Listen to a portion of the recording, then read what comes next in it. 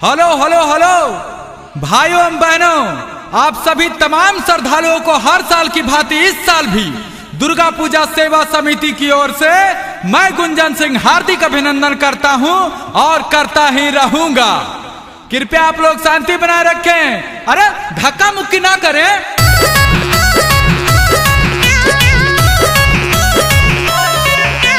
महिला और पुरुष का है अलग अलग लाइन, महिला और पुरुष का है अलग अलग लाइन, नियम जो तोड़ेगा उसको लग जाएगा फाइन। ठीक बा ठीक बा ठीक बा। ए जी आप उधर से जाइए ना, हम बाहर में मिलते हैं। ठीक बा ठीक बा ठीक बा।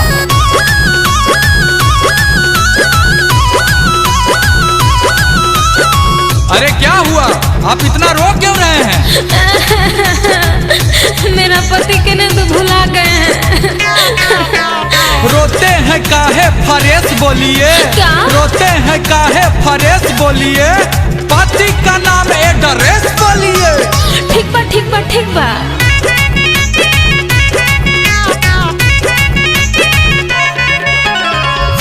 लागल बा भीड़ भारी, रेला मरेला ना। लागल बा भीड़ भारी, रेला मरेला ना। कि हमर सजना बा भुलाइल, जमुई के अमना लपेला ना। कि हमर सजना बा भुलाइल, जमुई के अमना लपेला ना। अरे रोइए मत, लाइए माइक, हम आपके पति तक खबर पहुंचाते हैं। हाँ पहुंचा दीजिए। अरे तगबरू भाई जहाँ भी बड़ा स्टेज पावे के कोशिश करा। तार मेहरारू बहुत परेशान बाड़ी और रोबा तारी चिल्ला तारी। देख के तकलीफ मुझे हो रही है, देख के तकलीफ मुझे हो रही है।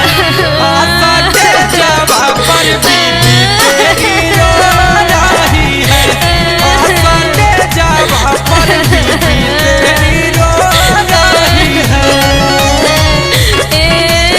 जी कब आइएगा?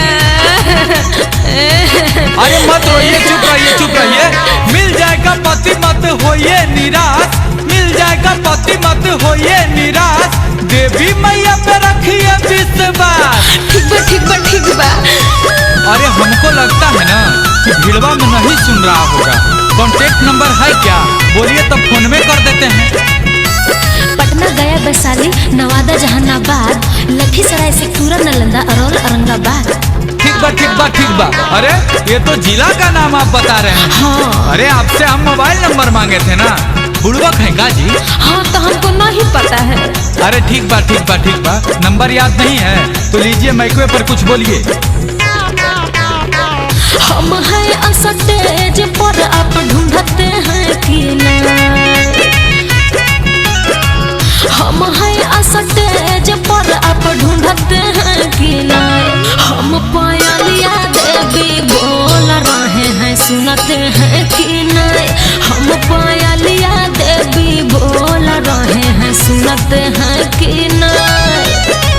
लगते हैं भूखले हैं, कुछ खाए हैं कि नहीं? लगते हैं भूखले हैं, कुछ खाए हैं कि नहीं?